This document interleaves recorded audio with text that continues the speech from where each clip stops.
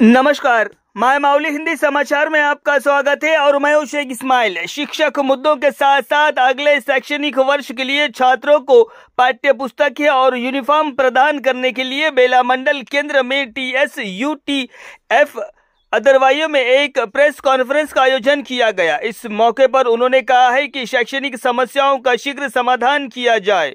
इस मौके पर जिला प्रधान सचिव अशोक ने कहा है कि शैक्षणिक समस्याएं कई वर्षों से जस की तस है और कहा है कि शैक्षणिक समस्याओं के अलावा छात्रों को अगले शैक्षणिक वर्ष से पहले तुरंत पोशाक और किताबें उपलब्ध कराई जानी चाहिए। इस कार्यक्रम में एसोसिएशन के जिला अध्यक्ष स्वामी, महासचिव अशोक, जिला सचिव ई शिवन्ना, जिला सोशल मीडिया संयोजक कोल्लूरी शंकर, मंडल अध्यक्ष जयाकर ने भाग लिया।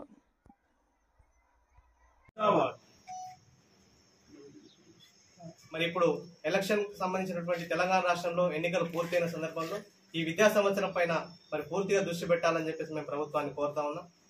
అట్లాగే మన జరిగినటువంటి ఎన్నికల్లో మరి ఉద్యోగులు, ఉపాధ్యాయులు ఎంతో శ్రమ కోర్చి విధులు నిర్వహించి ఎన్నికలను సజావుగా నిర్వహించిన సందర్భంలో మరి ఉపాధ్యాయులకు చెల్లించాల్సినటువంటి మినిమం రెమ్యునరేషన్ ఇవ్వకుండా మరి అక్కడక్కడ కొన్ని సంఘటనలు జరిగాయి।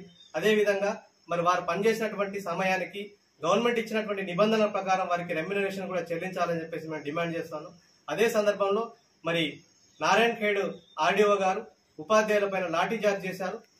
మరి ఈ సందర్భంగా వారిపైన కూడా ఉపాధ్యాయులపైన లాఠీ చార్జ్ చేసినటువంటి నారాయణ ఖేడ్ ఆర్డీఓపై వెంటనే చర్యలు తీసుకోవాలని చెప్పేసి కూడా మేము డిమాండ్ చేస్తా ఉన్నాం। అట్లాగే విద్యా సంవత్సరం ప్రారంభం నాటికే పుస్తకాలు పూర్తి స్థాయిలో విద్యార్థులందరికీ అందే విధంగా ప్రయత్నం చేయాలి। అదే విధంగా యూనిఫామ్ కూడా ఖచ్చితంగా విద్యార్థులందరికీ అందే రకంగా ప్రభుత్వం కృషి చేయాలని చెప్పి మేము కోరుతా ఉన్నాం।